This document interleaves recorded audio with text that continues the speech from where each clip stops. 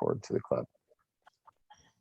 Okay, this is, I forget which iteration at this point, but July 18th, 2022, militarized equipment ad hoc. We are joined by a number of people here today, myself and Commissioner Jordan. From the department, we have Lieutenant Thomason, or newly promoted Lieutenant Thomason, congrats. Lieutenant Turner, Lieutenant Azakiras, and our community participants, we have Mr. Lindsay Poland, Ms. Tu, and Mr. Amaya joining us today. Hello, everyone. I have a very short, I should probably not. Here's sort of my track of what is going to happen today if everyone is agreeable. I'll just share my screen, the document. It's a very sophisticated agenda. We're going to start off by having a quick discussion about some of the things that may be related to all policies. Mr. Lindsay Poland has brought up some things from the local ordinance, which may need to be in every single policy, and I thought it best to sort of have an overarching discussion to make sure that it is in fact in there, and then we will break out into going through some policies that we went through last time to see some of the new edits. That's case 7 and I-15, and then we're going to try to take on, if we have the time, armored vehicles, which is training bulletin 3-P.04. Anything else to add to the agenda, or any objections to this particular lineup? Are we talking about I-25 or the body worn camera? I-15. I-25, yes. Sorry, I'm on too many ad hocs. No, you're good. All right. Thank you for the correction. Oh yeah, I see. Angela, promote her. Promote the panelists. Commissioner Jackson Castaigne, you should be now on the panelist. Thank you. Sorry about that. I'll try to get that fixed for the next meeting. Commissioner Jackson Castaigne is joining us for the first time. Recently appointed to this ad hoc. Actually, since she is new here, were you here at the were you here at the last few? I can't remember. I listened in on the last one. Okay.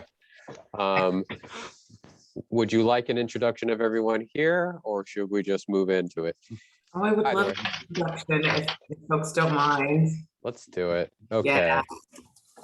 All right, let's start with the department. Lieutenant, let's go alphabetical. Dazakiras.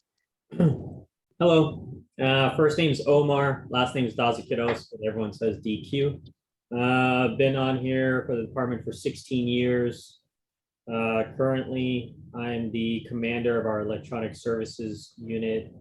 I'm the subject matter expert for the drone program, or unmanned aerial vehicle or systems. And then currently now I'm assigned to the criminal investigation division in the burglary section. Okay. Lieutenant Thomason.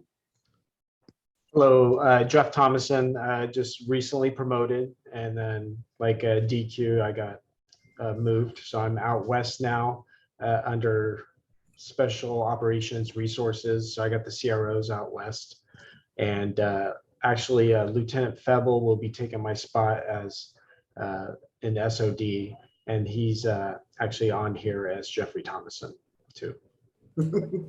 Oh, I can fix that. And Lieutenant Turner. Hey, good morning or good evening. Obviously still recovering from the weekend's emails. Yeah, Joe Turner. I'm in the policy and publication unit here. So you may have seen me in other police commission meetings if you've seen any of these other ones. So yeah, I do participate in a lot of these ad hocs and work on the drafts of the policy along with the subject matter experts. This one's definitely been a breath of fresh air to have people like Lieutenant Thomason, especially, and Lieutenant DQ to work on these policies. It has been a huge help. So glad to meet you and welcome aboard. Looking forward to working with you. Thank you. And Lieutenant Fable. Good evening, everybody. Yeah, so Jeff Thomason, number 2. I'm just kidding. So Lieutenant Bevel, formerly Area 5 acting captain, and then now be working in SOD with the help of Jeff Thomason. It'd be great to work with everyone. And let's go community participants. Erickson Amaya. Good evening, everybody. Erickson Amaya. Mostly everybody calls me E. Live here in District 7, mostly my entire life. Currently work here with 67 Sueños, work with Resdale youth. So continuation youth is usually the youth I work with, and teach ethnic studies for the past 8 years. And yeah, just here and painting a mural over the summer. So exciting stuff with the students. And that's me. Yeah. Sir John Lindsay Poland. Good evening, everybody. Good to meet you, Commissioner Jackson Chastain. I am John Lindsay Poland. I work for the American Friends Service Committee, live in Oakland, and worked quite a bit on the local ordinance as well as on AB 481, both as it was being developed and now in implementation in different places around the state. Good to see you. Miss Jennifer Tu. Hi, I'm Jennifer Tu, pronouns are she, her. I also work for the American Friends Service Committee, and I am a District 1 resident in Oakland, recently moved there from District 4. Thank you. Commissioner Jackson Chastain, do you want to give a short intro? Sure. Good evening, everyone. I'm Angela Jackson Chastain. I was sworn in last month to the commission. I was born and raised in Oakland, left for quite a bit of time for college and travel and jobs and things, and returned probably about 8 years ago. So when I did return, I was very excited to see this on our ballot. So I voted to institute the commission, and now I'm a part of it. So very delighted. I formerly have worked in, well, I currently also work in consulting, and I've been in consulting for the past 15 years or so. But most relevant, I contracted with the Department of Justice, and I work with local law enforcement agencies all across the country, working on their policy, 21st century policing, constitutional policing, and lots of other, a wide gamut of issues. I've worked across the criminal justice system, and particularly helping other departments revise, improve, and for some departments even create policies that they didn't have before. So I'm excited to be a part of this committee, this ad hoc, and I'm happy to do as I can. And I will caveat that I'm super sick right now, so please pardon my appearance. But I will try to stay on camera as long as possible. But if I go off, I'm coughing and sneezing, and no one needs to see that. So thank you. Thank you. Okay, let's get into it. Let's start with that first topic, which is discussion related to all policies. Mr. Lindsay Poland, you had mentioned a couple of things from the local ordinance. I think you may have also sent it by email. Right. Yeah, thank you so much. So I sent an email on Friday about this on the 15th. So you can reference that. The local ordinance has somewhat different language, right? Like the AB 41 talks about use policies and the different components of use policies. In the local ordinance, there's a discussion of an impact report as well as a use policy. And the impact report requires a number of things that the AB 481 does not. So that includes an assessment of the impact. And I laid out the exact language from the ordinance in that email of the particular piece of equipment. And that includes impacts on welfare, safety, civil rights, civil liberties, and measures to safeguard the public from adverse impacts. Then there's something called mitigations, which you might think of as similar to safeguards, right? That are affirmative, technical and procedural measures that can be implemented to safeguard the public.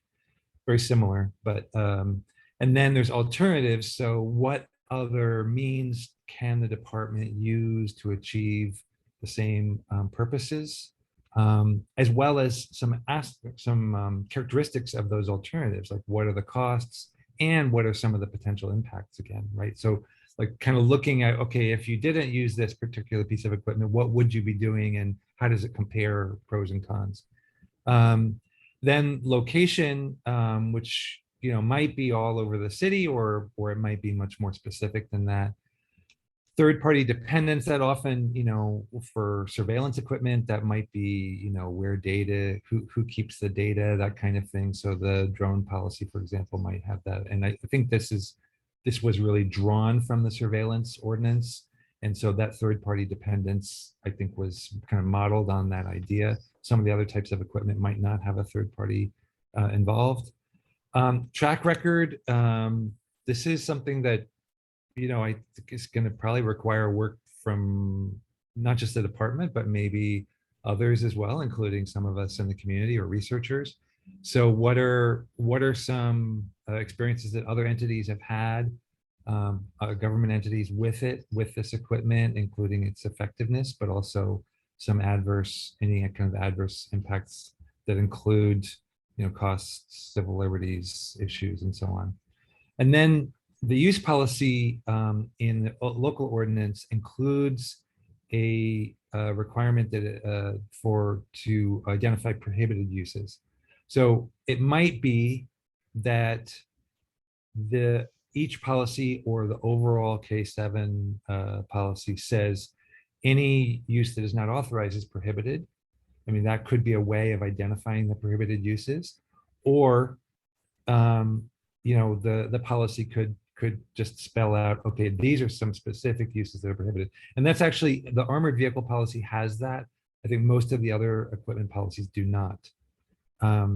So anyway, that's those are things that I think are going to take some real work to add those things to each of the policies. I don't see how for most of it you could do it as an overall, like without it being specific to the equipment, when you're looking at impacts and alternatives and track record, particularly those things. But we can talk about it and see what people think is going to work best. Lieutenant Turner. Thanks. So yeah, I do agree that the prohibited uses does need to be in the policy, but in terms of the other parts of the controlled equipment impact report, so I'm a little confused. Are you saying that we need to have these in each one of the use policies? Well, if we're talking about impact or mitigations of that impact or alternatives, I would imagine, or track record or third-party dependence, that's going to be equipment specific. And that is required by the local ordinance. It is required. Yes. Sorry. Yeah, go ahead. I mean, I think the local ordinance even says for each type of equipment. So I think what the difference may be between you, Mr. Lindsay-Poland, and Mr. Turner, or Lieutenant Turner, is that the question of this is under the heading of impact report, not under the heading of use policy. I think that there is still the requirement in every single annually for each one of these pieces of equipment that the impact report be generated. But I don't see legally the requirement that it necessarily go into the use policy unless we are reading something different. Could you help us out? Maybe this too? All right, so I only recently started to read about the local ordinance, so I'm sure Mr. Lindsay-Poland has a lot more to say on this. It doesn't say anything about needing to put it into the policy, but before being able to use the equipment, before being able to acquire more, basically before being able to do much more beyond continued use for the limited duration allowed by the local ordinance, you do need a impact report and use policy. So I don't think that we can let this wait until later. Okay. Yeah, so I think the department is definitely aware that the controlled impact report needs to be part of the review packet.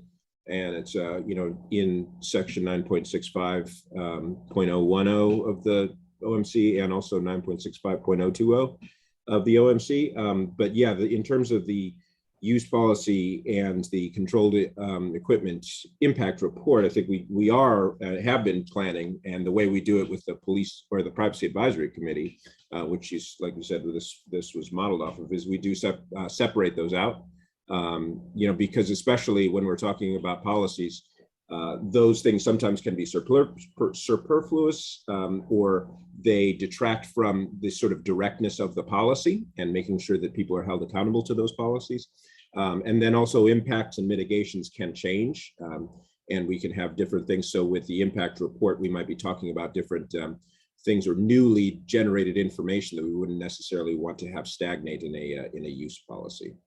So for those things, I think the department is likely to develop these impact reports separately from the policies. So it seems to me as we're just talking about what we call these provisions. If you can call it an impact report, it's not a use policy, it's an impact report, but it has to be generated before continued use of the equipment is approved. So why not include it in the same review that this committee is doing? Are you suggesting this committee not review an impact report? When would the impact report be produced?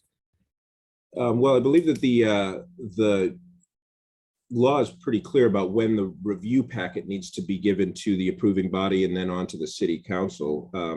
And our goal, at least in this process, is to really get these these equipment use policies ready. I don't think it's the contention at all of the department that the impact reports not be reviewed by this body, or because certainly they will go to the police commission, and they will be in these, and it is the pleasure of the police commission as to how those are reviewed, if it's through this process or through a different process. But that what I think really want to make sure of is that we get these use policies done.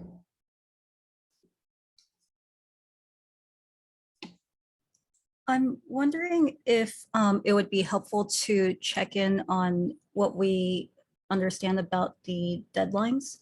I know for the state law, we have 180 days until after the initial proposal. So I think for city council to approve. So I think that would be about October, November, that city council would have to approve. And that means that the police commission would want to be done and have a recommendation by about September. I'm wondering for the local ordinance, I do remember that there was an extension, but I don't know what that date is. And I'm wondering what the relevant dates we're working with are, and if we could get some suggestions for how to make sure that the entire package is able to be delivered and considered by the appropriate bodies with enough time. Right. So I believe the Oakland Municipal Code does have I want to say it's a 4-month extension. I know that we did request, the police department did request an extension. So I apologize, I don't have that off the top of my head when that is. Like you said, the AB 41, the state law, is the 180 days. And so I know that this is as fast as we can, that, yeah, we're working within. And it sounds like 180 days might be on the outside. So the 4 months maybe sort of in the inside track of when it is that these would need to be submitted for approval. I think the extension was to something like October 6th. Maybe someone else has the record of it. We extended it 120 days from whatever the deadline is in the local ordinance. And if the local ordinance was July-ish, the deadline was July-ish, then that means November-ish. If it was July, I can't remember right now.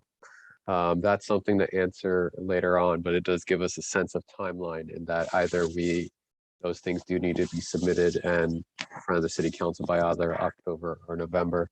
Here's a, let me just shortcut a few of these. First, is the department currently working on or going to be working on having those impact reports done in conjunction with these use policies? Yes. The second question is whether or not this body, the second part is whether these policies will dictate who those impact reports get sent to, if they are going to be above and beyond or have an additional step beyond what is required in the local ordinance, which is either to the police commission and then the city council. I don't anticipate, at least from the police department's standpoint, we probably wouldn't put in our policy, especially anything governing the behavior of the police commissioner, anything like that. I think what we would probably hew to pretty closely is the law and the code in terms of the expectations that we're supposed to deliver them. You know, that doesn't forestall us from participating in ad hoc or anything like that. It's just we don't want to say this is the only way we'll, or this is the way we'll deliver it. We will, you know, do it pursuant to code. That is something that Commissioner Jordan or Commissioner Jackson Castaigne, do you have thought about that opinion? Yes. I mean, it seems to me that the use policies have to be the priority because, you know, because we have to satisfy state law as well as local law. And it, to my knowledge, the requirements for the impact report are pretty explicitly spelled out. And I don't know that we need to sort of re-examine them. I think that if we have time, it would be great to review the impact report before it goes forward to the full commission. I think that would be the appropriate thing to do. But I don't know that we necessarily need to tie up a lot of our time. We have a pretty tall order to get all the use policies in before our deadline. And I think the impact report is important, but I think that can be worked on concurrently and separately while we work on these policies. That's my perspective. So. Commissioner Jackson Castaigne. I don't mean to call on you if there's nothing.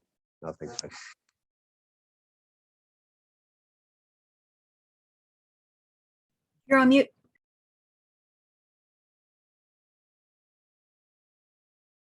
You're still on mute. Sorry, trying to find the button. No, I don't have any comment on it right now.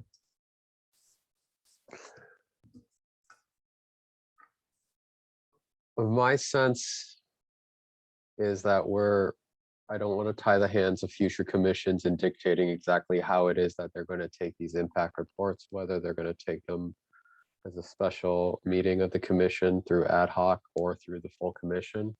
This is not an answer that we need to have, I suppose today. I suppose we have resolved some of the questions that Mr. Lindsay Poland does have or mentioned as part of this, that the department is not including the impact reports as part of these use policies, but is currently working on those impact reports and will likely be submitting them when they are done. We do need to deal with the issue of making sure that prohibited uses are in each and every policy. And we will make sure that that is going to be in here going forward. Thank you for that. I know that Ms. Tu generated a good checklist that hopefully we can use to start to make sure that each one of these things is in every policy, and we'll be watching. Anything else on this particular topic? I'm going to table the question of whether or not we want to write into case 7 a requirement of that it goes to an ad hoc prior to go to the police commission. I kind of don't think that that is not, as Lieutenant Turner said, necessarily appropriate in a use policy because it dictates what the commission would do. I think the commission should decide whether it should go to an ad hoc or not, but that's kind of where I'm at. Lindsay Poland? Yeah, I wonder if I could just ask if you have an estimated date by which the impact reports would be available. Draft impact reports. You know what, I don't. I know that every one of the subject matter experts is working hard on making sure that these use policies are are tight and within the bounds of the state law and the municipal code. Those unfortunately will probably be the same people who will be then turning around and writing or at least drafting the main part of the impact reports. So I anticipate a little closer to our deadline is when we'll start seeing some drafts. And then, like the commissioner said, that at that point, they will probably give us a little better sense of how the commission would like to receive those. And, of course, it could vary. If there's ones where the impact report is going to be non-controversial or something like that, or there's not much in there, that could go to the full commission, or, they sort of vary various ways, that we're definitely flexible to work with.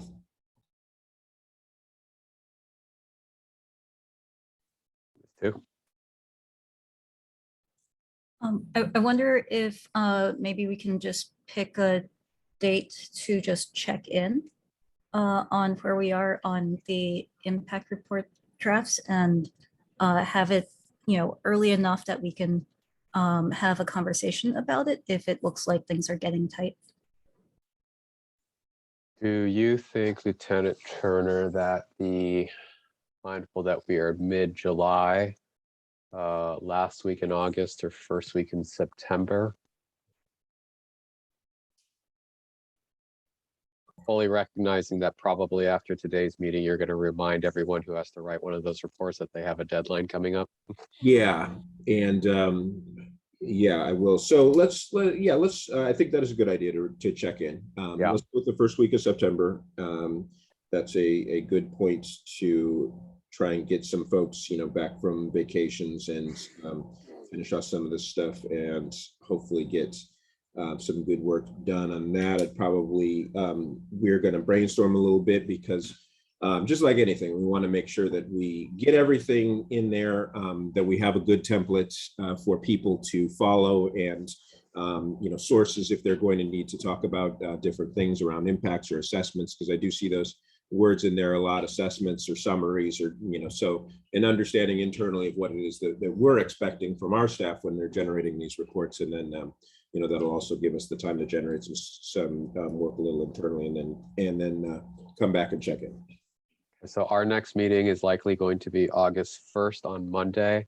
I assume by then you will have sort of you'll let us know if that first week of September is realistic and that you'll have told everyone that they have this deadline. Yeah, absolutely. I know the assistant chief, as you can see, is absent tonight. He is on vacation, so that's another one I definitely, I do have a lot of power, as you can see, but not that much. So yeah, there's that small caveat that anything I say is just definitely subject to his, let's not say whims, but authority.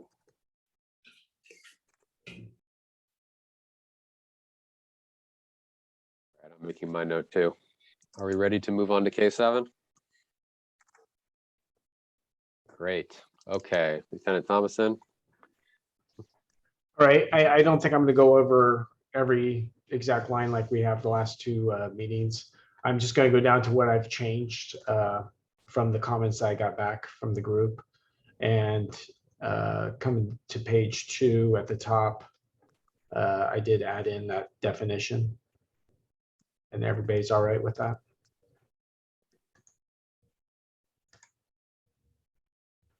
And then going down, obviously hearing what the group is saying now, I tried to, on the controlled impact report, I did add in this additional part from Government Code 7072, which had some different explanations that wasn't captured in the OMC section. So the summary complaints and concerns received concerning military equipment, results of internal audits, total costs, and that's training, personnel, all that sort of stuff, maintenance, storage, and then quantity. And then if law enforcement agency intends to acquire additional military equipment in the next year. You know, a lot of this stuff, and well, some of it, not every item here, is captured in our Appendix A in our military list too. So I'll open up to any questions or concerns.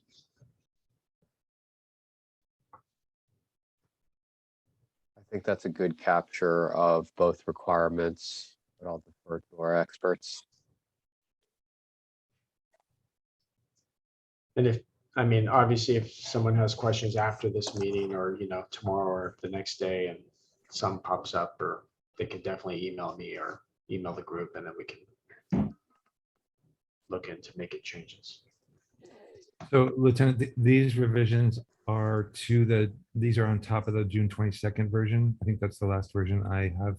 Yes, this is I just changed to the 18th for today, but I actually, sorry, I was working a protest earlier today, and so I got in around 5 o'clock and then started making some changes today.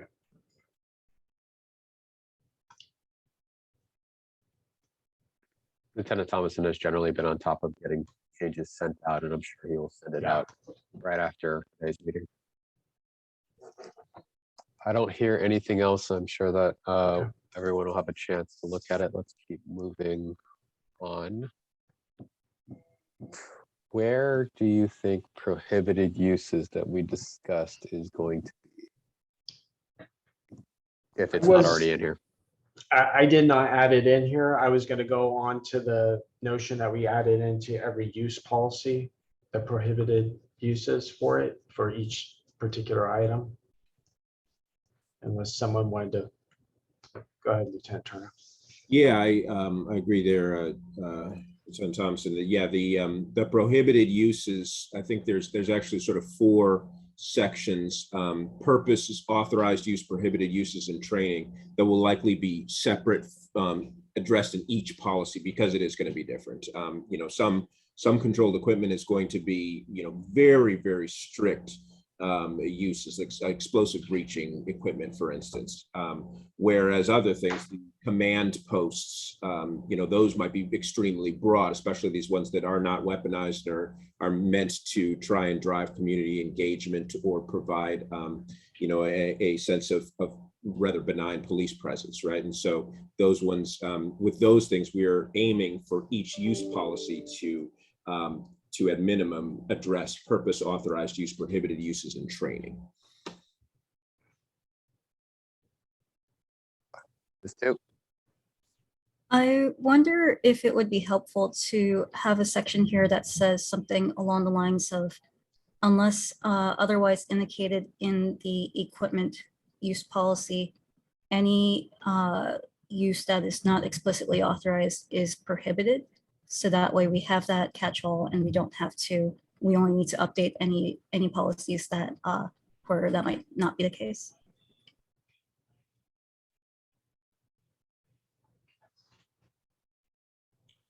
I think that's something we'd have to look at, because I do want to be aware that, especially when we're writing policy, it's very hard to, you know, say anything that's outside of what's explicitly written is automatically prohibited, especially when we're talking about technology or items. We are in a process where there's a constant evolution and learning how these things are used, and I don't necessarily want to, I think that catch-all is a little bit over restrictive is what I would say, especially when we're discussing prohibited uses in each policy for each type of equipment. And I think there are the options, especially if we have for some of this equipment that is more sensitive, or, you know, we understand that it has a larger impact on the community, or can possibly have a larger impact, that type of provision might be applicable in specific policies. I don't think necessarily that in the general policy that would be comfortable with that, just because we have these things, you know, like for instance, these vehicles, large non-armored sort of community vehicles that might be impacted, for instance. Yeah, that's why I was thinking if we could do something like unless explicitly indicated otherwise. I mean, does it cover in this sentence here? The military equipment used by any member of this department shall be approved for use in accordance with this policy.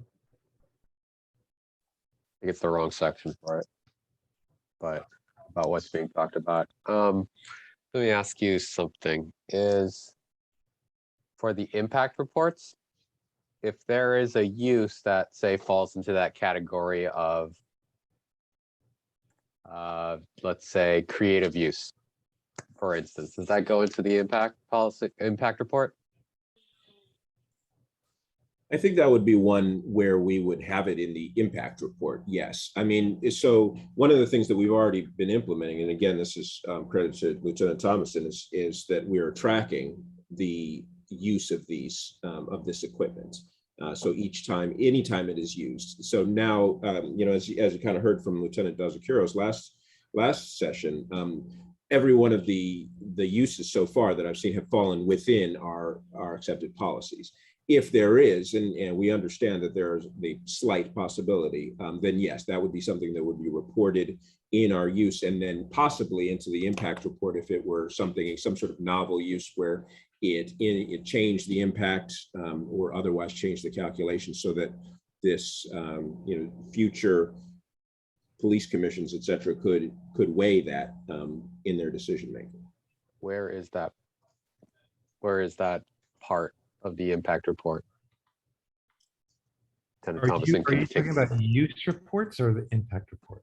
I'm a little confused. I mean, I would probably say it would be in the alternatives section of the impact reports. If we, during the time when the impact report, if there was, say, alternatives to a use or to a policy, for instance, or yeah, in the track record section, if we saw something where we said, okay, here's what our policy says, we have this in, you know, novel situation, Lieutenant Febel was in the field and made this decision using this equipment in a way that was not anticipated by the framers of the policy. This is what happened. Here's what we suggest, or, you know, here's how we weigh it, something like that. Those are the two sections I'd probably say it would end up in an impact report.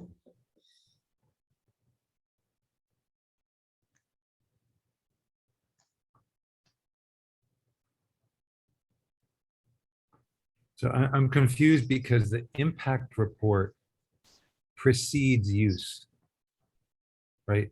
There's a use report that's annual, that's about things that have occurred already. So that's why I'm a bit confused about.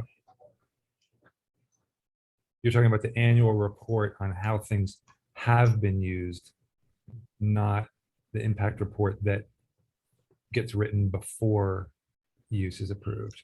That's my fault. I used impact report. I was getting at, are we going to capture how things are used and whether or not these creative uses are going to be captured somehow? It'll be captured here in the annual controlled equipment report. There's a lot of reports with this policy. So, all right. Let me keep on moving down.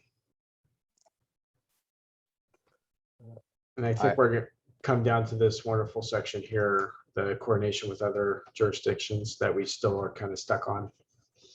I see that note that you did not change this section. Has there been any discussion of how this section might? I have not been able to. I've been in a 2-week-long homicide prelim. I'm kind of on the notion, and I don't know how Lieutenant Turner feels about it, but it's hard to, it's easy to write a policy for the Oakland Police Department to govern how our officers will act and how they're trained and how they use military equipment. It's very difficult to dictate how other police departments or other jurisdictions will use their equipment coming into our city. But I do understand where you guys are coming from. I hear what you guys are saying. It's just hard to put it into our policy. I have a question. Like when I live in a D or in D7, but sometimes I see like San Leandro PD patrolling by, and sometimes like yeah, they might have like just patrolling. Does that mean like in this coordinating with the jurisdiction, or is that like are they just allowed to do it whatever they want, you know, with According to the state law, and I'm sorry not to cut you off, but according to the Yeah. government code and state law and AB 481, every police department has to come up with their own policies and procedures to govern these type of equipment. Yeah, so the question we're having here is, well, San Leandro PD comes rolling through your neighborhood. What is our department going to do to make sure that they police in a way that we want in Oakland, as Right. opposed to how they do in San Leandro, right? right? I mean, I hate to give us all more work, but it might be worth this.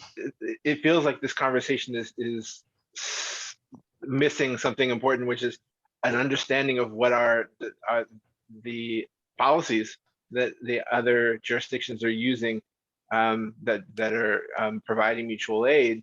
I presume that they are not as progressive as OPD, but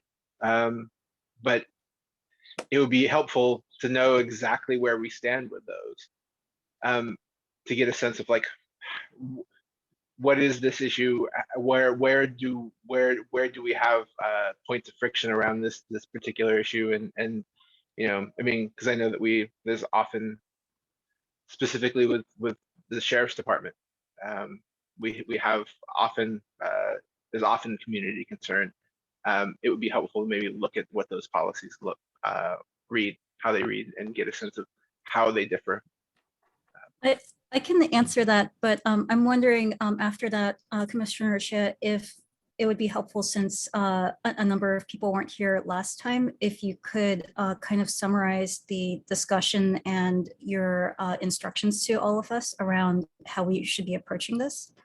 To answer Commissioner Jordan's question, there are a number of agencies across California, and both across California and locally, that basically have a pretty simple outline, which is for this coordination section, any use by any other law, or actually, I'm just going to read it instead of summarizing it. Military equipment should not be used by any other law enforcement agency or member in this jurisdiction unless the military equipment is approved for use in accordance with this policy. And so just a couple of examples of other agencies that use this exact phrasing are Santa Cruz PD, Santa Clara PD, Hayward PD, Fresno County Sheriff's Office. There are some other agencies that have very similar, but sometimes wordier or even more extensive language. And that includes San Luis Obispo County Sheriffs and Imperial County Sheriffs.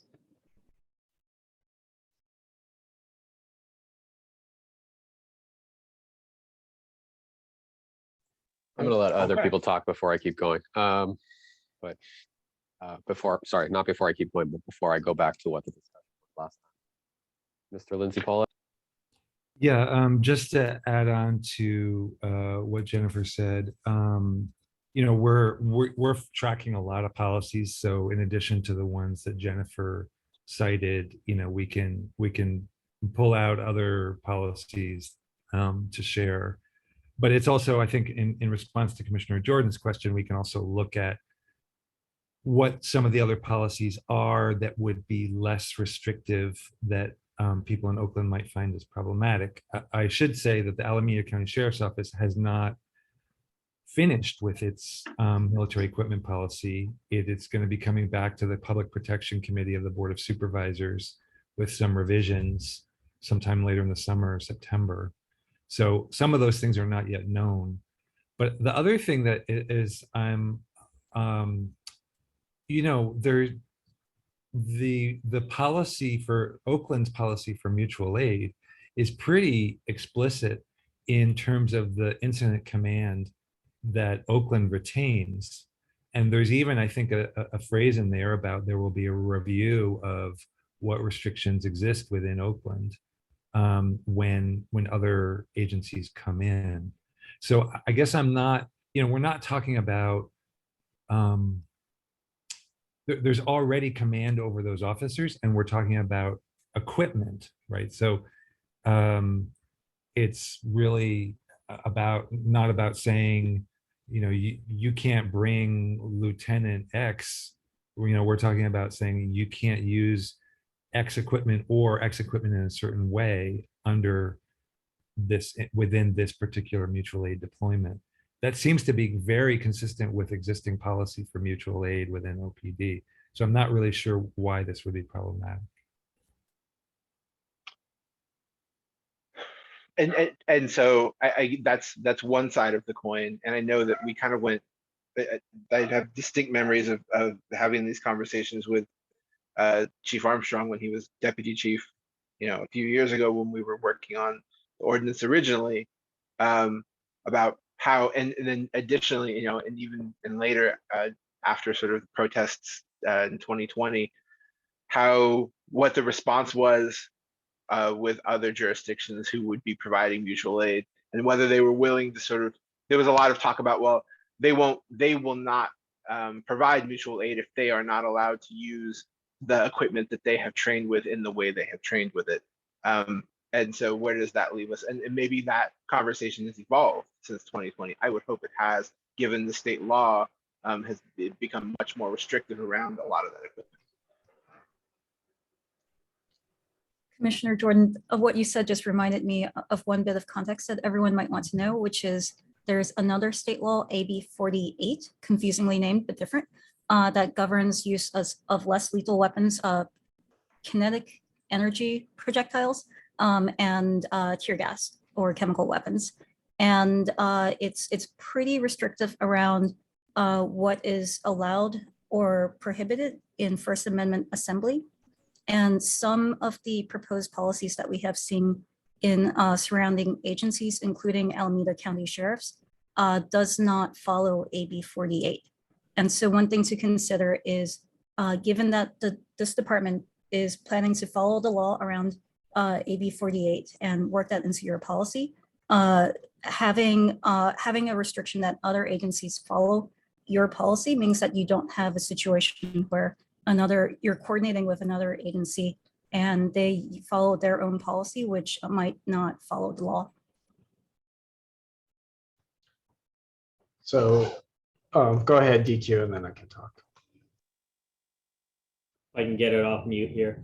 Now, I'm just kind of wondering if we're differentiating between crowd management and actual criminal activity. So I think those are the two biggest things. I could be wrong here. When we're saying, hey, we're asking for mutual aid for crowd management and control and civil unrest, it's a little different than we're saying, hey, there's a barricaded suspect holding a hostage and everything. So I think those are the two biggest things that we just have to differentiate. And I wonder if in the policies that you're reading from outside agencies, are they differentiating between criminal activity and First Amendment rights at all? Because I think AB 48 actually said that that's the main difference. I could be wrong, but I think that's what the biggest thing is, because I know in our operational plans, we make a big distinction of, hey, if we're asking for outside resources and if we're asking for mutual aid, that it's specifically for a First Amendment right, community unrest. We're not saying it's barricaded suspects and stuff like that. I think that's the big differentiating topic, criminal and First Amendment right. I could be wrong though. I haven't seen any differentiation. Everything that I've seen around mutual aid and other policies is usually about 2 or 3 sentences, and it falls under it falls into one of two camps. One is other agencies can follow their own policies, and then the other camp is agencies must follow our policies while in our jurisdiction, which is what I would advocate for. In terms of AB 48, I don't think it really makes that distinction between violence and First Amendment assembly. I know that that's a distinction that many department manuals offer between lawful and unlawful and violent or not violent. But AB 48 doesn't really talk about that. AB 48 talks about whether there's a credible threat to any individual, And I but think not that's what about. we do. We make that differentiating topic where it's criminal and non-criminal. Yeah, I don't think AB 48 uses criminal or not criminal. It chooses for threat to life or not. Lieutenant Thomason? I think DQ said what I was going to say, because I think I brought it up last meeting where we were talking about mutual aid. Our mutual aid policy is very comprehensive and detailed, and it does restrict other law enforcement agencies coming to help for crowd management. I think this one is more where DQ was saying is like we do have a situation where I think the last time we had it was last year during officer involved shooting where other police agencies had to come into our city and start taking 911 calls because all the Oakland police officers were tied up in West Oakland investigating an officer involved shooting. So, and then they're using what they're trained to use, their equipment during their patrol. And I think that's where we're kind of on the sticking point. So this is what I'm going to do. I'm going to do the thing that the judge does that I hate, which is make both sides brief it. On the one hand, for the department, what I think I would like to see is a development of or some language about mutual aid, not for crowd control, but for criminal activity, right? And see what y'all come up with. On the community side, and I'm looking, what I would like to see is a protocol or some language about how the language that you see in other departments, whether it's Santa Cruz, Santa Clara, Hayward, Fresno, SLO, whatever it is that talks about military equipment should not be used by any other law enforcement agency unless it's approved in accordance with use in this policy, how that looks in practice and what the language looks like. How is the department going to implement that if that is a part of it, right? What is it going to look like? How are they going to check which commander is going to make that approval, approve it, whatever it might be, and how it, and whether or not you think you would differentiate between a request for assistance, an authorization for another department to be in the jurisdiction, and when another agency comes in on their own, just serving a search warrant for something, with or without their call. And we're going to see what, does that make sense? Yeah, I'll just say that if another agency comes in on their own, like CHP sometimes can operate on their own, or even the sheriff's department can operate on their own to do an eviction, that does not come under the purview of this legislation. Okay, so you're talking When there is specifically about, collaboration with another agency, that's what comes under the purview of this. and so I think whatever language you propose should probably make sure to clarify that. I think we will end up with an answer at some point that the three commissioners will need to vote on. That's how we're going to resolve this, I think, for now. In the interest of time, anything else on K7? No, I think we're pretty much, that was it. So I think that's the only outstanding part right now. And did we get the prohibited use? No, that goes in the individual. Yeah, that goes in the. So yeah, I'll end my thing here for K7. I'll start working on. We go down to that. So mutual aid for outside agencies coming in for criminal activity, and I'll see if I can come up with something. And then that will be the only section, unless you guys come up with something else or see some other glaring points in the policy. You guys can always email me or bring it up to the group, and then we can work on it on the next one. Much appreciated. Thank you for your work on this. Can we turn to I-25? All right, let's do it. Lieutenant DQ, I think you are co-host. Do you want Yeah. to pull it up or should one of us? Let me see if I can share my screen. I should be able to. Let's see. Oops.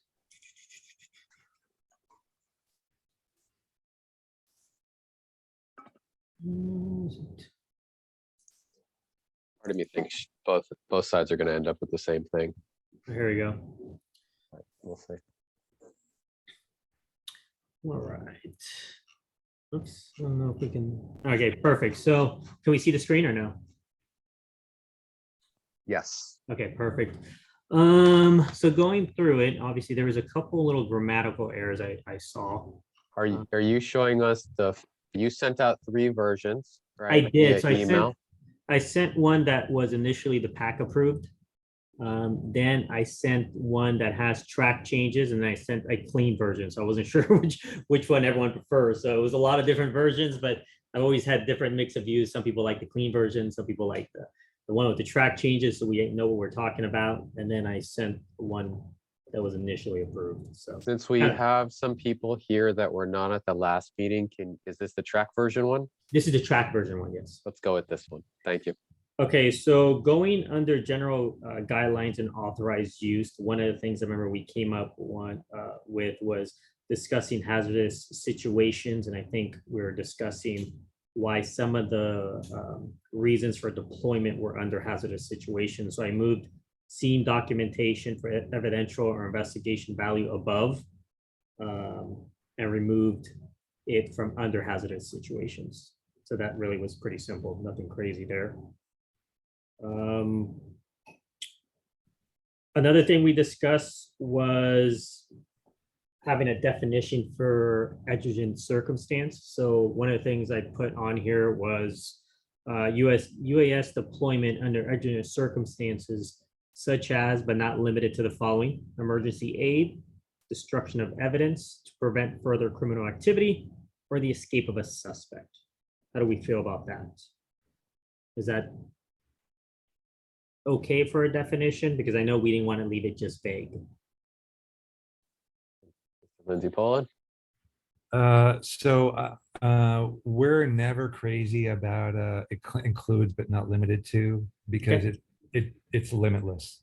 When you say includes but not limited to, it means there is no limit. So I would rather have some overall language that then gives examples, but the overall language should be, have a definitional character of what is an exigent circumstance. Okay. I'm just seeing this now, so maybe we can find a definition from some other stuff we've worked on that we would like better. I think Berkeley has one, for example, but that's kind of my statement. I don't want to have a catch-all be-all, but I totally understand what you're saying, where it still leaves it up for interpretation. So I see where you're coming at from your angle, and I agree with that too. So Lieutenant. I'll look at Berkeley's. Lieutenant Turner? Yeah, one possibility is we do have GGOK3, the use of force policy, has a definition for exigent circumstances, which we worked on. So those circumstances that would cause a reasonable person to believe that a particular action is necessary to prevent physical harm to an individual, destruction of relevant evidence, or the escape of a suspect. So we have, enough for reasonable interpretations, but yet it basically hinges on 3 prongs, which are physical harms to someone, destruction of relevant evidence, or the escape of a suspect. Though most of those escape scenarios are covered in other circumstances. I can go back and look at that. How do you feel about that, John? I'm sorry, I was just looking at the fact that it's includes destruction of evidence. Is the exception that is being created here really about the circumstances in which a lower ranking officer can authorize it? Or is the exception that is being created for these circumstances of which examples are given? I think it'd be both, because you have exigent circumstances in general.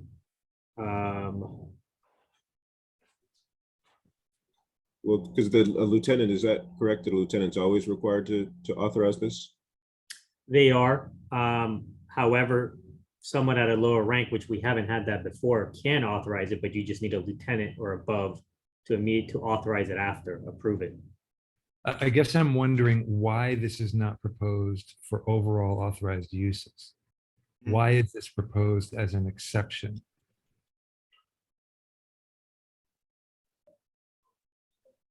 I'm not following. What do you say that one more time? So this is in the authorized use section. It just has as one of the authorized uses exigent circumstances Correct. because it is under the umbrella of hazardous situation. Correct. So why is it an exigent circumstance? Why is emergency destruction of evidence would seem to be, is that the hazardous situation we're talking about when there's destruction, a risk of destruction of evidence? I think that just falls under exigent circumstances, but if we go back to how we already have a definition for exigent circumstances, I think you said, Turner, was it in K, what was it under? Yeah, DGOK 3, the use of force policy. Yeah, the K3. Yeah. I don't think we talk about destruction of evidence on that one. We do. do? Yeah, because that's from the case law. So we keep that, we try and keep it consistent with the case law. And If you actually, Google exigent circumstances, I think some of the things are actually these: destruction of evidence, escape of a suspect, emergency aid. Commissioner Jackson Castaigne. I think my question might have been answered, but I did want to just clarify for my own edification, under this context, what would destruction of evidence constitute? Like, could you provide an example of that? Gosh, it could be anything. It could be Let's eating keep the it to the bank. context of using a drone. Yeah, just this context. Just in this context. I mean, I'll probably Maybe it's a say bank somewhere- robbery and a banknote and you're eating the banknote. Okay. Oh, it's in order to prevent the destruction of evidence. Okay, I get it. Yeah. Yeah, something where, you know, or even if it's such a hazardous place where evidence lies, where the, you know, where sending an officer or something like that, you know, to get that evidence might be, you know, more hazardous to the community and to the officer than, say, sending the drone over to film that in an area where we know we are never going to be able to recover that item or something of that nature. I think could be one specifically around drones and the use of these tools. So does that mean that what you're envisioning here is not necessarily the recovery of it, but some sort of documentation of it, whether it's photograph or video recording it? Because you're definitely not going in there and trying to grab it with the drone, right? No, we're not grabbing it. It could be both. It could be to identify where the person is located to hopefully send officers in to stop that. Or it could be just to video record it, because once we deploy, for our policy, we're actively recording. We're mandated to record. Ms. Tu? I remember last time Commissioner shared that you had some questions around rights of privacy. And I'm wondering how that might relate with destruction of evidence. Exigent circumstances usually override the expectation of privacy. But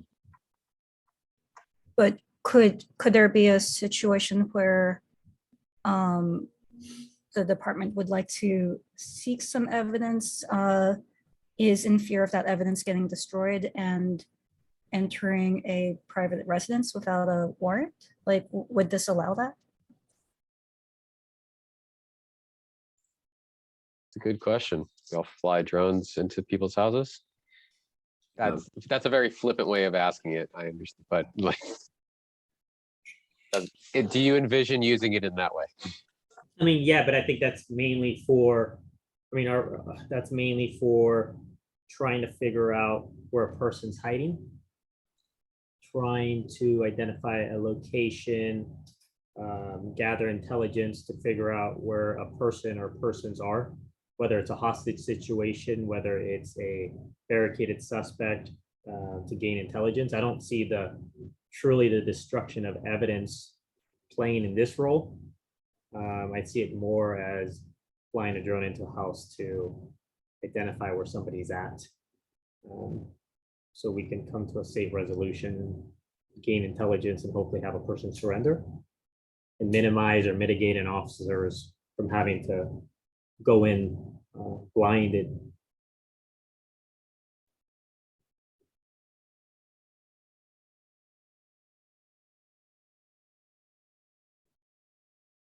Go ahead. I just found Berkeley's definition of exigent circumstances, and this is in their ordinance for controlled equipment as a whole, right? So it's not about a specific piece of equipment. Exigent circumstances means a law enforcement agency's good faith belief that an emergency involving the danger of or imminent threat of death or serious physical injury to any person requires the use of unapproved controlled equipment. So I would say that what is here, even just with these examples, if these were the authorized uses, this would be considerably broader definition of exigent circumstances than Berkeley's. Yeah, so in that ordinance, there's consequences of using something in exigent circumstances, right? There's a reporting requirement. There's a justification process, because it's like, okay, this was not foreseen, but we want to kind of keep an eye on it. And that's one of the main functions of having a provision for exigent circumstances. That's sort of why I'm asking, because if there is a circumstance where you believe that use should be authorized, then it's not really an exigent circumstance. It's an authorized use, right? Very true. Yeah, I see what you're saying, John. Do we want to think about this and come back in 2 weeks about how that might play out, whether you want to just put it into authorized use and then have a general Yeah. description of exigent Let me circumstances? look at the Berkeley one, and then let me look at the K3, if that's okay. Okay. Down. Couple errors. All right, so this was one of the things that we had discussed about data retention. I think Joe Turner kind of nailed it when he said it was a little bit to come up with the Privacy Advisory Committee, right? So one of the things we have in our policy was a 5 days. So if it's involving criminal activity, or if we know it's involving some type of administrative investigation where there's an internal affairs complaint, we keep it more than 5 days. At this time right now, if it's not either one of those or neither of those, we get it out of our system only so we can comply with our policy, so we're not in trouble. So I reached out to the Alameda County Sheriff's Department.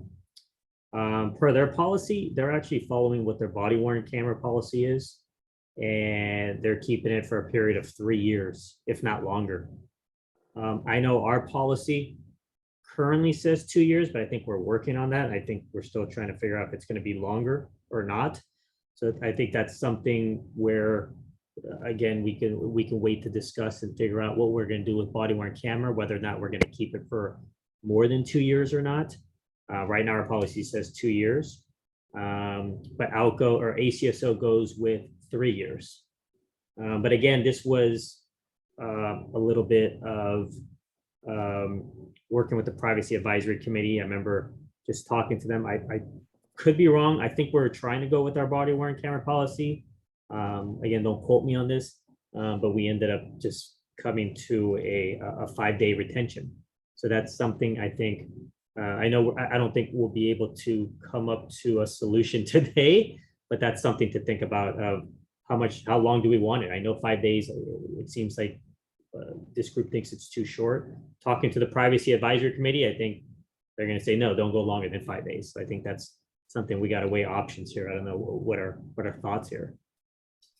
What is the advantage of beyond just sort of storage? What is the advantage of having a shorter storage time? Well, a couple advantages of having a shorter time, just retention and not having a database system built in for it. The Alameda County Sheriff's Department has their own platform for storing everything. One of the things that we've done at OPD is we've figured out how to use our Axon evidence.com base to be able to store these videos. If you look at the videos, they are very, very lengthy. They hold a lot of gigabytes storage. I can tell you we're also running out of space because it's just lengthy videos. By our policy, we're mandated to record as soon as we deploy. We don't want to get in trouble, so that's what we're doing. So I guess the advantage of short storage is less memory, less money. That's the biggest advantage. But I can also see how it plays twofold here, because we could delete something in 5 days and 15 or 20 days later, we figure out, oh shoot, you know what? It would have been great to actually have it for X, Y, and Z. But then also going with the pack, they would say, no, get rid of it. So. Right. Yeah. I'd say, just as an Oakland resident here, and not to cut you off, Jennifer, but the benefit commissioner for 5 days is that when they are looking for someone near my home, that they're not keeping for 2 years, right? The footage of the drone flying over my home and seeing me doing whatever it is in my home, that when I'm not involved in that activity at all, right? I don't want DQ taking it out a year and a half later.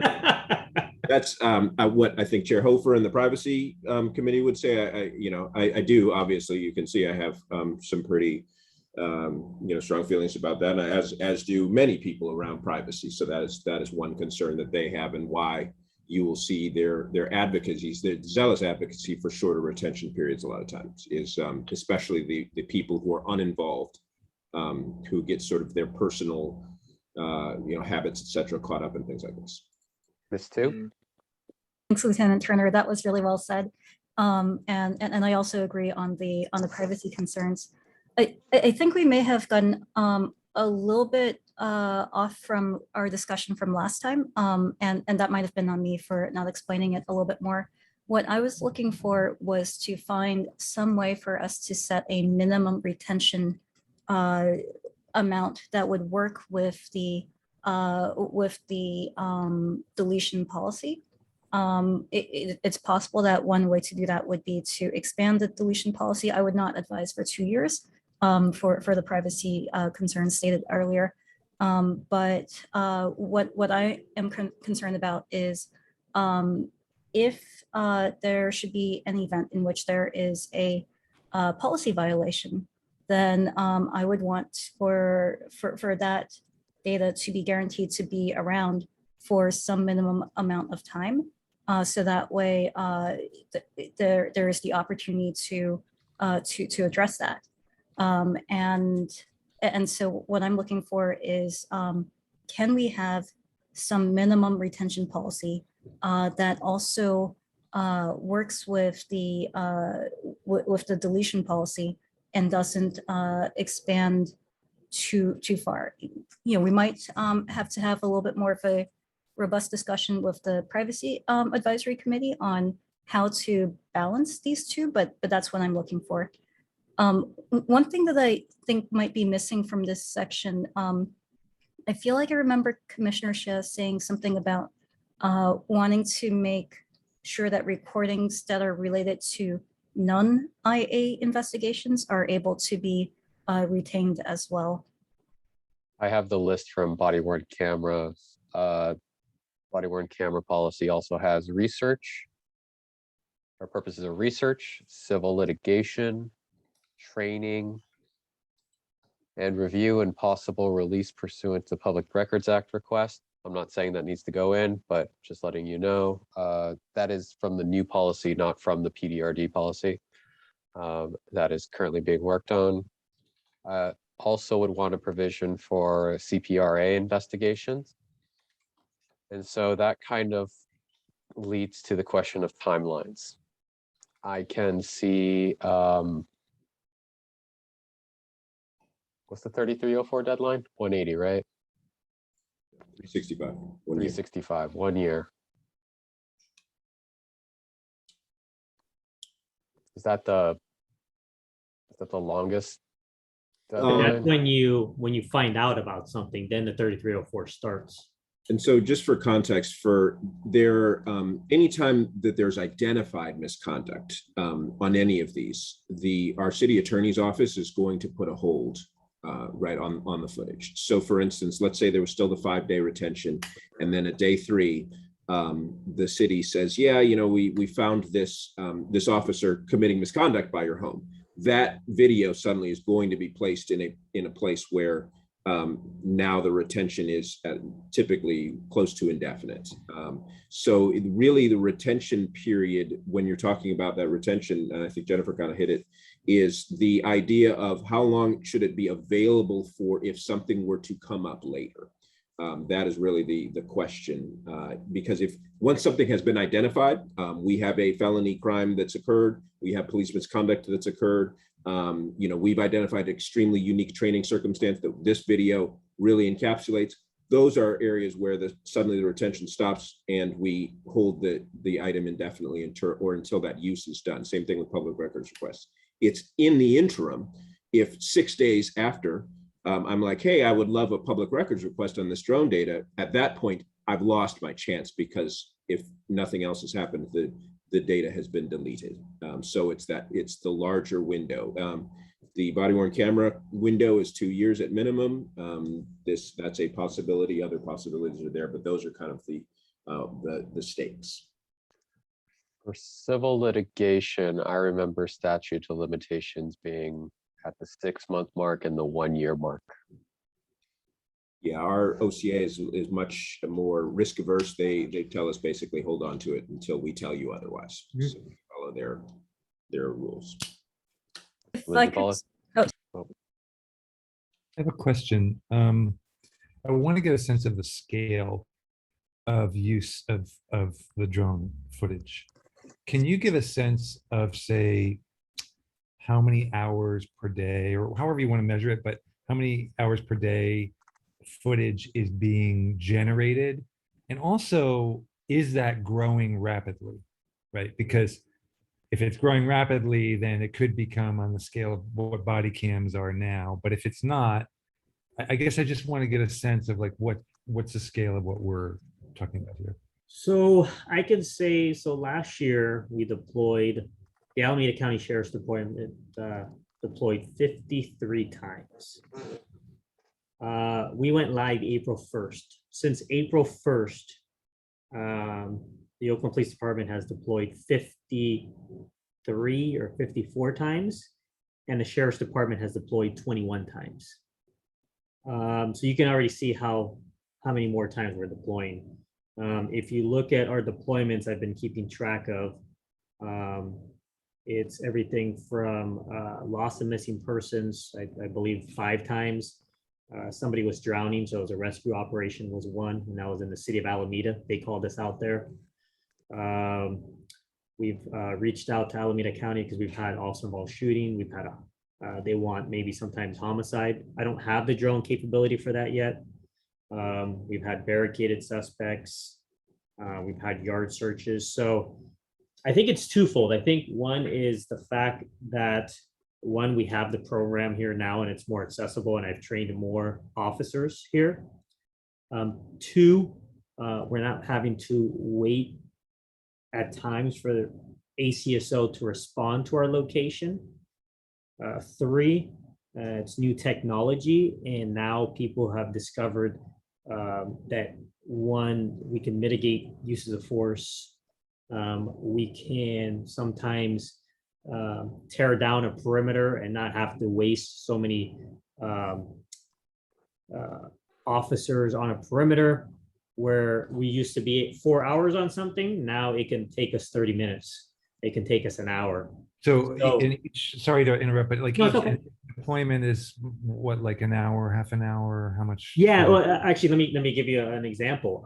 Sideshow activity. On Sideshow average. activity will be 5 hours, only because we did Cinco de Mayo, where we towed, it was like 350 cars. in 25th and Internet or 29th and International. And that lasted from 11 p.m. to about 5 a.m., where people were inside inside the area with sideshow, removing guns, holding guns, throwing off fireworks, throwing Okay, bottles so this off. is maybe like once every 2 days, and is that growing? It sounds like it's grow. The number of deployments is growing. It is. Some are very Technology. fast. So, like, I can give you an example. Like, sideshow is 5 hours. We had a barricaded suspect where it was a home invasion robbery of a weed grow that lasted 3 hours. We had a barricaded suspect where someone did a robbery and ran into the yard that lasted only, I think, 15 to 30 minutes. So it's on average sometimes where we'll go in the air for 15 minutes, it's done. We've done 5 hours. We've done search warrants where we've gone up and, hey, officers have now cleared the residence. We're only up for about 20 minutes. So it's Are the majority of your deployments under an hour? I'd say approximately an hour. And that's the majority, with some exceptions going into the 2, 3, 4, and 5 hour mark. Correct. And that's the 2, 3, 4. We've only had a barricaded incident mainly for that, like the loss of missing person. That one we're spending 3, 4 hours because we're going through fields trying to, find elderly people. I'd say that's the longest, and sideshows are the longest. So in the interest of time, I think we should mull this over and figure out what exactly our priority will be and whether the exceptions to the data retention policy will cover the majority of things that we might be concerned about in terms of timelines or limitations. And we can go with a shorter period, or we go with a 2-year period. Let's come back to that. Sorry to cut this discussion off.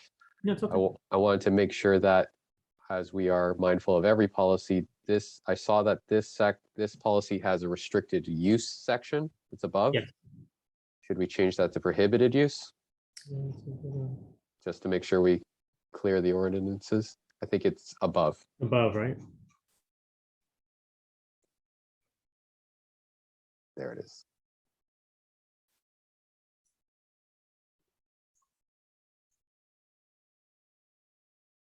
This Is too? that I'm totally fine if that's the verbiage we're going to be using for all the other ones. Then why not just keep it the same? This too? I have 2 notes from last time that I wanted to check in on for this policy. Is now a good time? Let's finish making sure that this section actually does involve prohibited use, because I actually see an exception in number 2.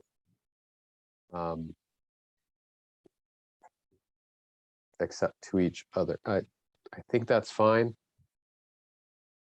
Think about that. This is generally prohibitions. We'll come back to it next time to make sure it all works under that header. All right, 2 issues, this too. Thank you. So one of them was last time we talked a little bit about infrared capabilities, and I think Commissioner Shea, you wanted to see that added to the capabilities list in section 2A, and also for a call out for the constitutional rights of privacy to be more explicitly spelled out, given that capability. Was that above here? I know we talked about whether or not we can see people inside the houses. Yeah. Keep going up. Up, Oh, sorry. Section 2, like Roman numeral 2. right, Got it. that's the one.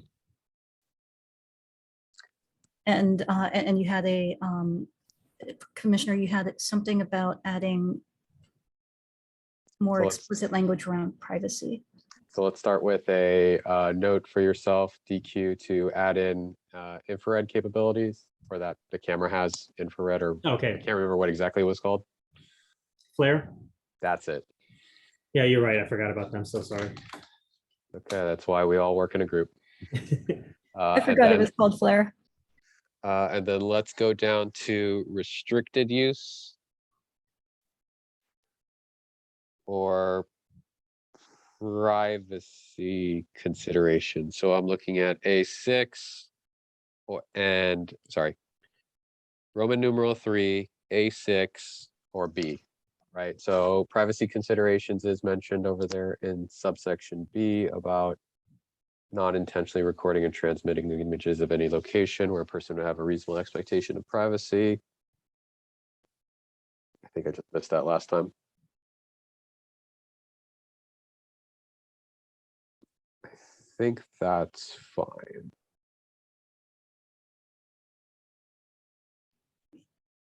The second thing that I wanted to bring up was down at the bottom, section 5H, so that's VH.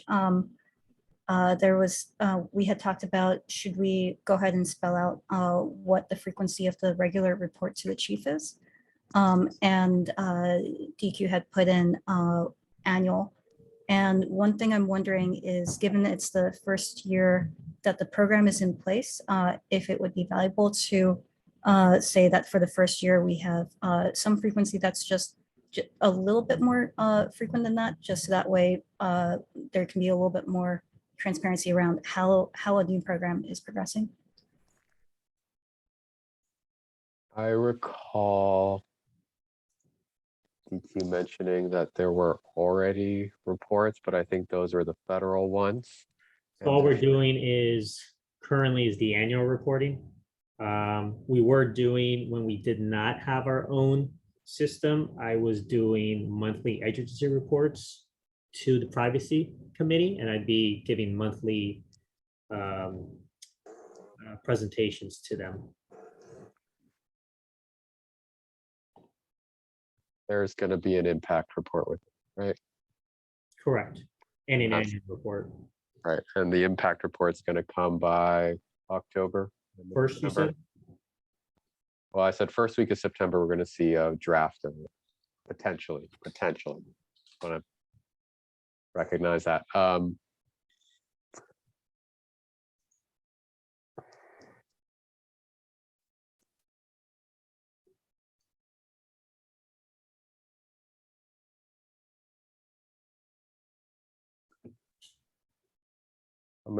gonna table this for the next meeting. Okay. Thinking about that, we already have a built-in impact report coming in about 4 months or so, 3 to 4 months. That may satisfy this more than annual report. Any other portions of this policy that that have changed? This was something that was brought up last time. And we're trying to figure out how do we have a like a cost benefit analysis or something to do with operating hours, budget, how many hours are we spending on this? So the only thing I thought, and I know this, we've already been doing this, and I don't know if I can remove this, take it out, was the maintenance and record keeping should also include expenditures such as, I know we don't like this, John, but not limited to purchase of new equipment and mechanical repairs.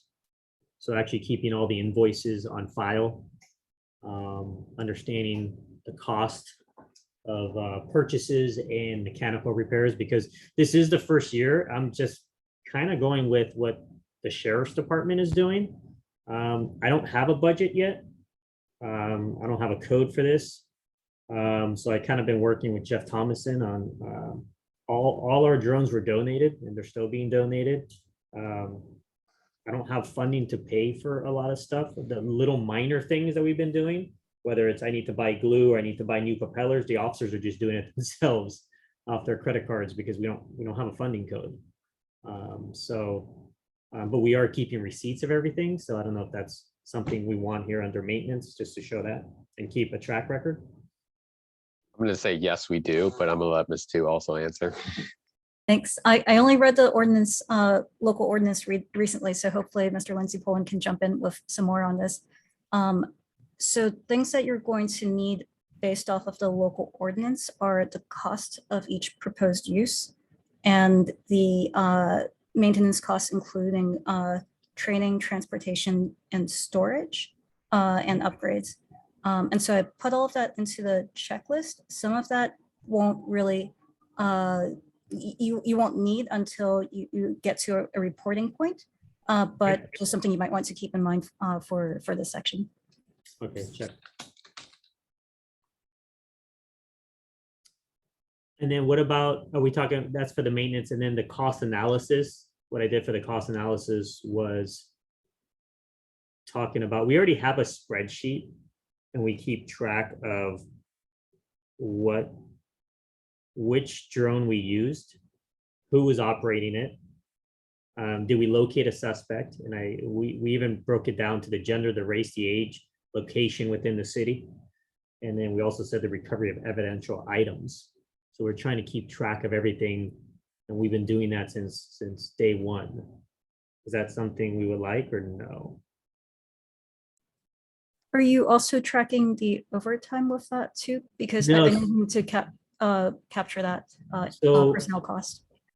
I'm not, the only thing I can think of is one is generating and asking fiscal to give me an I code where I can track if an officer gets called out and gets deployed to or gets sent on a deployment or a mission.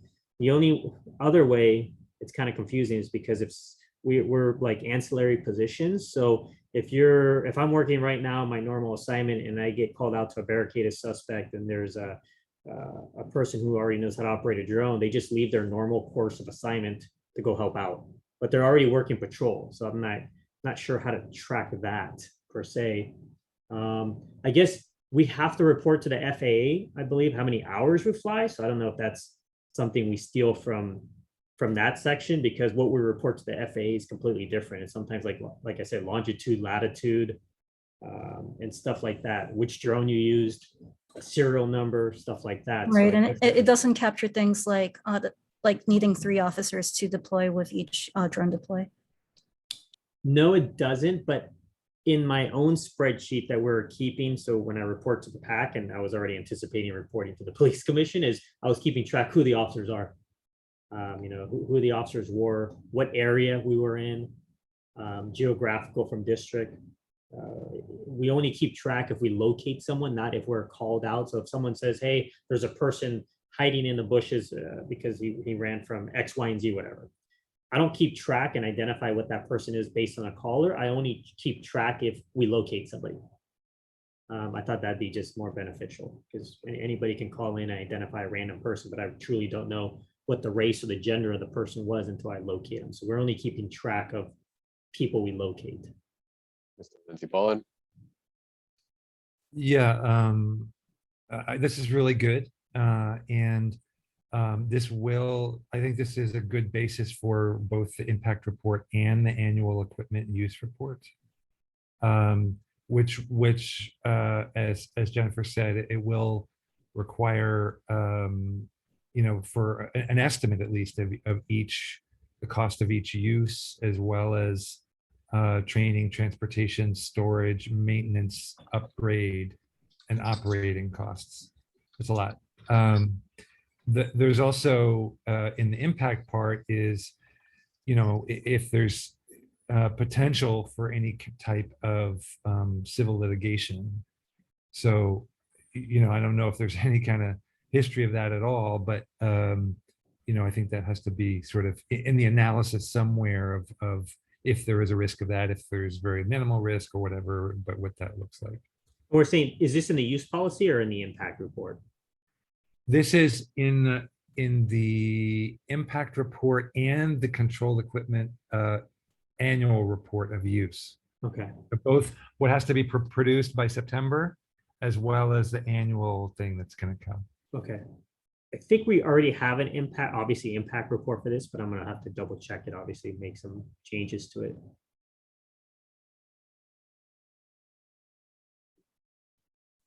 Anything else on this particular policy that has changed since our last meeting? Or anything, DQ, that you would like some direction on? No, I'll meet with Jeff Thomason and with Turner after, and then just kind of go back. I think there's a couple things that we're just going to have to discuss as a group, though, just as far as the data retention, obviously, right? That's a bigger thing. All right. What I'll ask is for our community participants and for the commissioners to take a quick look at this policies, make sure it hits both local and state for our next meeting. I expect covering this particular policy may be a shorter period of time for our next meeting. We got as much as we could out of today's. Thank you, DQ. No problem. With our remaining 18 minutes, I would like to try to take on, or at least a pass through of armored vehicle with some broad strokes. Lieutenant Turner. Absolutely. Could you make me a co-host, please? Thank you. Done. All right. Okay. Thank you. Yes. So I will discuss our armored vehicles training bulletin. So I know this is always a little bit confusing, especially as we kind of look at first in terms of training bulletin, but training bulletins do constitute official policy. So unlike in some other agencies, you might see training bulletins as something like advisory or something like that. For OPD, they are official policy. So this is our armored vehicle policy. So our overview, I think this is the part where it does specify the purpose of the equipment. We did talk about some of the things, at least at the time of the writing, which was back in March of 2021, that the department's armored vehicles included these two, the Lenco Bearcat and the armored Chevrolet Suburban. That is still the case to this day. The authorized uses is in there. This is another scheme that does require a command officer at the rank of lieutenant and above to authorize the deployment of these resources. And then we have these specific authorized uses that are allowed by policy. The authorized uses section then goes further into when the officers are using those or these items during these authorized uses, how they will safely do those things. And again, this was to make sure to address some of the concerns that came from some specific incidents, including the Pollock incident, so that really what's forefront on the minds of the operators are using these tools to maintain their safety, to maintain cover, to restrict movement, create those hallmarks of de-escalation through time, distance, and containment, and then to remain true to the idea of protecting life and the sanctity of life, which is in our use of force policy. We talk about pre-planned operations, and that these pre-planned operations do have to be authorized by a captain or above. So the difference in the authorized use is sort of like in the field, our typical use, because the watch commander, the sort of senior person, especially at nights and weekends, is usually only at the rank of lieutenant. However, for pre-planned operations, we do have the rank of captain. And that some of the considerations that these captains have to think about when they are considering whether to use a armored vehicle for a pre-planned operation. There are prohibited uses specifically spelled out within the policy, includes these things: recruitment, public relations, promotional, crowd control, routine patrol operations, prohibited from attaching weapons, and prohibited from attaching rams outside of the use during natural disasters or medical emergencies. So there are very limited exceptions for using rams, God forbid, but if like a earthquake or something, if we're trying to clear debris from people who are stuck. This does discuss the operation and who is allowed. There are a limited number of people who are allowed. And then it talks about the training, which is another part of the policy. We do have a section and have the vehicles both set up with video recording devices. So we've just, I wouldn't say jerry-rigged, but kind of put together body-worn camera mounts that are on the body or these two vehicles, and they use body-worn camera, the Axon body-worn cameras that we use. And then in terms of our documentation, very similar to what you'll see in K7, the after-action report, and this is Lieutenant Thomason has done a good job getting all this stabilized into one form that the commanders are using now that documents all these things and uses and has this as one of the military or controlled equipment items that are being tracked now through these same things that are tracked by the Special Resources Lieutenant, which is now going to be Lieutenant Bevel. So that's the extent of the policy. It's very short and sweet. It is kind of put together on the same platform, because when we were putting it together, we did know that this controlled equipment ordinance was coming, and so you can see it's pretty it hews pretty closely to what we're seeing in the use ordinances. Okay. Broad strokes, what needs to go into this policy to make it compliant with state and local ordinance? Let's see. So I think the one thing is, for the overview is likely going to be to change that to say overview and purpose. And that's definitely one thing I know we want to say. We do have those things. Sorry, John Lindsay Pullen, I think you probably can speak to this better than I can.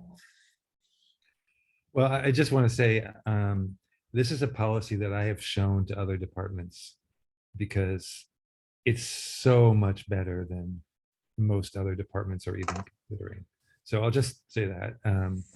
I'll just go, and I'll go back to in terms of what's needed. It's the impact report that has to be included. So impact mitigations, alternatives, location, third-party dependence, track record. That's, I think, the main thing that's really needed. What was the other thing I was going to say? Oh, I did want to ask a question, which is, what is your sense of how this policy or training bulletin has been applied? It's been in effect now for 1 year and 4 months. I have seen the reports that have been put on the OPD site, that are they don't give a lot of information, but they tell you something. What's your sense either of areas that have been difficult, or things that were unexpected, or whether it's like it's really been useful? Like, what's your sense within the department about its application in the last year plus? I know, so I'll speak a little bit from the training and rollout section, and then maybe especially DQ, because he's been a lot closer to the streets, can provide a little bit from implementation. In terms of training and rollout, one of the things that was actually very helpful was this, especially here, the idea around authorized uses was very clear for the lieutenants and then for all of the subordinate members, so that it became much easier for the officers and sergeants in the field to know, okay, why is it that we're allowed to use this item, and then to communicate those factors or whatever was happening to the lieutenant to be able to make that decision. So that was helpful. We did some pretty extensive training around this with PowerPoints and some lineup training to everyone in the department, for at least all the sworn officers. So that was definitely helpful. And then also providing the sort of just checklist at the back end here. Now, Lieutenant Thomason standardized this, but before, this was helpful for our watch commanders to know, okay, these are all the things I need to make sure I include. So it's just helpful to have that checklist and tick every box as you're sending out the email or something like that. So those were two that I noticed as we were moving it out. Now, in terms of implementation or any challenges in terms of the street or our use, DQ, did you, or Jeff Thompson, or Captain Febble, did you see any challenges there?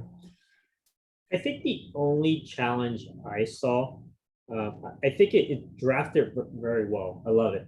And also I love the checkbox list. I love the fact that obviously the commander has to be out there. I think one of the only drawbacks we saw, and we have to figure out just a little bit better on our end, is trying to figure out how we can, because sometimes the setup and trying to mount cameras on the Bearcat, or trying to mount cameras on the armored SUV was kind of delaying us getting to a location, if that makes sense, or us trying to do something before we took action.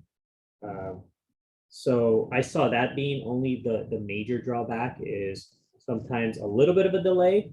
Fortunately, in our end, it didn't result in any negative occurrence. But I think we just have to figure out just a kind of a better way of trying to figure out how to mount something faster. I think through trial and error, it's kind of sped up, but that was mainly the most negative portion I saw of it, was just the delay and us trying to hurry up and do something and try to resolve a situation or try to help someone, but we're trying to figure out how to mount something because it kept falling off or something. So that was only my drawback. Yeah, and just to piggyback on DQs, I was in charge of tracking all the uses of the Bearcat and the armored SUV. So all the emails, even though I go DL command, I would take them and put them into a spreadsheet and track every usage and review the summaries, go over exactly what took place. And I think the policy is actually a really good one, especially for the commanders, because they do have to do some work. They have to go out there, they have to make a decision, and then afterwards they have to write a report and then send it out to all the other commanders. So I think it's pretty good. I'm still looking at seeing if we can improve on it, just to make it not more faster, but it's definitely still a work in progress. We do have a AA2, that's an administrative assistant that's assigned to SOD now, that's actually doing all the military tracking. So we kind of expanded it on July 1st, where going from just the Bearcat and the armored vehicle, and then DQ was actually tracking drones, that we're tracking all the military equipment now, just so we'll have at least some data going into the annual report. Okay, so my quick review of the state law, sorry to derail us, but running out of time. My quick review of the local ordinance and the state law shows, I think we need to break out the overview section into both purpose and a description of the equipment. Sorry to bring us back to boring stuff. That's from 7070 D1. I see a section requiring the fiscal impact, 7070 D3. I don't know where you're going to put that quite yet. I see a section on legal procedural rules governing use, 7070 D4. 7070 D5 and paragraph 5 of the ordinance, mechanisms for compliance, auditing and oversight, how to ensure compliance with the controlled use policy. Okay, so I think, yeah, some of these are, I think is the contention of the department that we are going to have a lot of these overarching in K7. So how it is that we'll maintain compliance is, well, actually we have a overall, maintenance of policy, but probably a reference back to M3 or K7. But yeah, so you're suggesting kind of reference there. Got it. Yep. And then the last section, which is number 6, transparency, and I think it's D6, how to register complaints, which may be a reference back or maybe like we did in I-1525, sorry.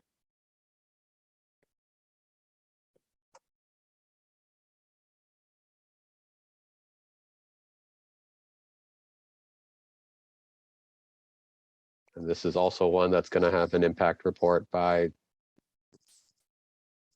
hopefully we'll see a draft September 1st. No promises quite yet. Yes. I don't think we'll be smithing the language tonight with our 4 minutes left. So why don't we just call it? Thank you all for your work. Great work. Got through a lot. Hopefully we will be able to just check in and finalize I-25 so DQ can get his Mondays back. And for the rest of us working through K7, this one, and do I want to put another one on? And Keep going. is it useful to do some emails between meetings in a way that that can, either raise issues or propose language or respond or do people want that? It is, and then we did see that working through some of Ms. Tu's suggestions and Lieutenant Thomason incorporating them. So if you do have them or have the time, I think that is a great use of our time so that we can sort of see, okay, that looks good, or, oh, we need to change this a little bit. Commissioner, we could do mobile command vehicles, robots, assault weapons. DQ, how many of these are yours? I got a couple. I just help out everybody else too, but I got robots, I got LRAD, I got drones. Oh, you have a lot. Okay. Yeah, I'll be here. I'm not, Okay. you'll see me the entire time. It's all good. So take your time. Pick one. Pick one for next time. LRAD? Okay, I'm choosing. Yeah. All right, let's do it. Oh. LRAD. All right, chugging along. Did I say August 1st? Because I think that's what it is. Yes, August 1st. August 1st, 6 p.m. Zoom invites will go out day before and an hour prior. If you don't get it, please email Lieutenant Turner. Yes, just one commission staff. Ronnie, is she not there anymore? Okay. All right. It's you. Okay. Just making sure. Got it. Let me know. We'll figure it out. Thank you all. Commissioner Jordan, Commissioner Jackson-Castaigne, anything else? Nope. Yeah. Oh, I just want to thank Jennifer too for putting together that checklist of sort of things included in the state legislation, local ordinance. Super helpful to look through these things. Thanks for taking the initiative to do that. But other than that, I'm good. Good night, guys. Good night. Thank you all. Okay, Thanks, everyone. Hey,